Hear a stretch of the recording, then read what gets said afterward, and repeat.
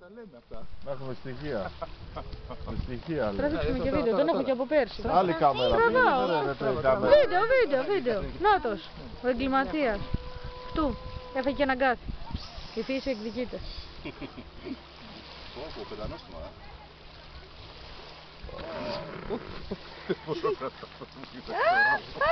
Να ποιος τσακίζει τους καραφλούς, ντοκουμέντο. Πόρτο Μπούφαλο. Ο εξολευθερευτής των Πώς θα εξακάθει. Άντε μετά να πω στο Λάμιο ότι είμαι οικολόγος. Άμα με δει έτσι θα πει τι κάγκες είναι δίκα μας. Τι πράσινη σε μάραναν. Κοίτα, ο ένας Για μία εδώ, εκείνος... κάτι το τσάκισε, Ο ένας... Δείτε το. Μαμά, ο μαύρος εκείνος Τον έχουμε ντοκουμέντο και τον... Λες. Μας έρθει το λιμετά, το λιμεναρχείο. Φεύγει. Νιάτος, δεν τον βλέπεις που περπατάει.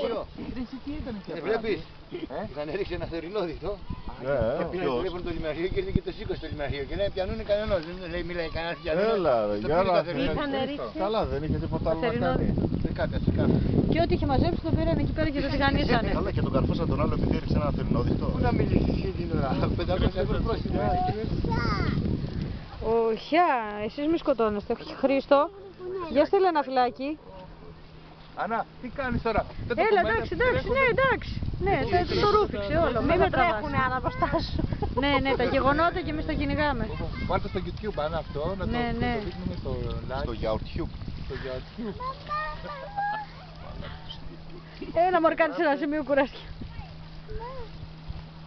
Έλα, εντάξει, έχουμε και το...